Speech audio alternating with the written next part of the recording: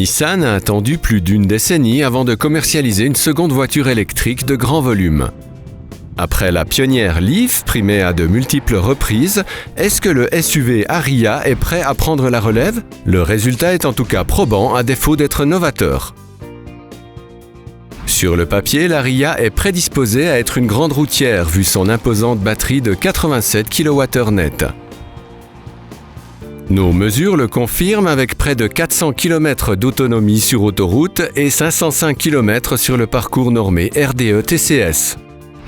Ce parcours comprend un tiers de ville, un tiers de route hors localité et un tiers d'autoroute. La consommation du parcours s'est élevée à 17,2 kWh, un bon résultat.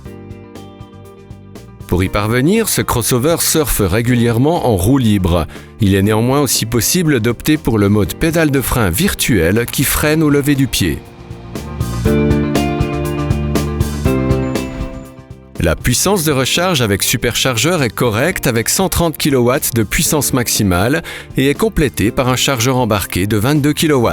Le moteur de 242 chevaux délivre des accélérations suffisamment dynamiques et des reprises consistantes. Avec un véhicule frisant les 2,3 tonnes, difficile de faire mieux. Du coup, le comportement ne procure guère de frissons.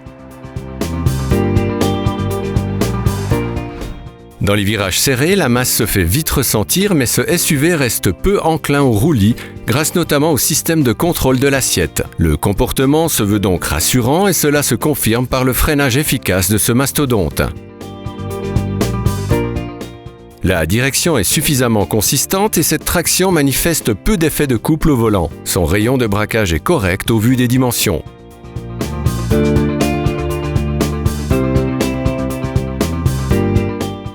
Le look massif est souligné par la ligne de ceinture élevée associée à des jantes 20 pouces en option.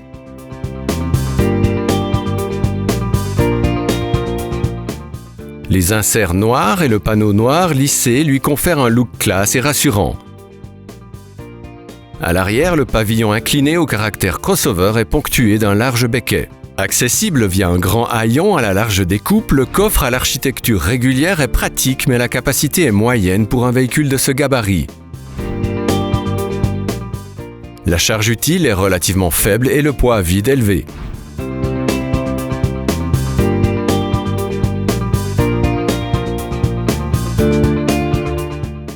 L'habitacle est placé sous le signe du dépouillement et d'une ambiance chaleureuse. La large planche de bord est garnie de tissu et de faux bois et l'impression en pénétrant dans le véhicule est des plus hospitalières.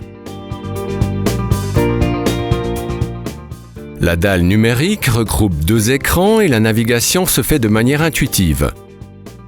Design oblige, exit la plupart des boutons qui sont remplacés par des touches capacitives haptiques.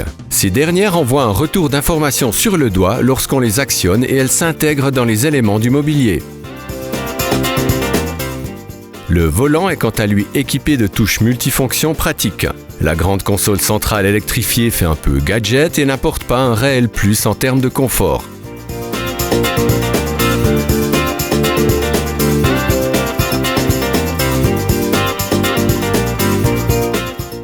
L'habitabilité est généreuse et le plancher plat ainsi que les dégagements aux jambes seront appréciés des occupants arrière. Seul bémol, l'assise basse ne soutenant pas totalement les cuisses.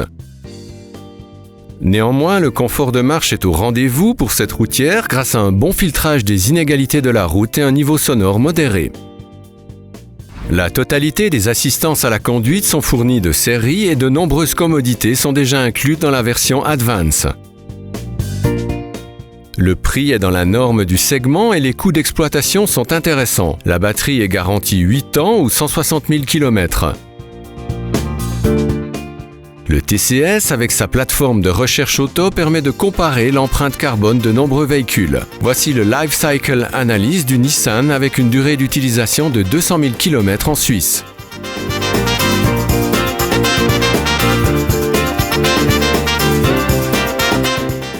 Bilan.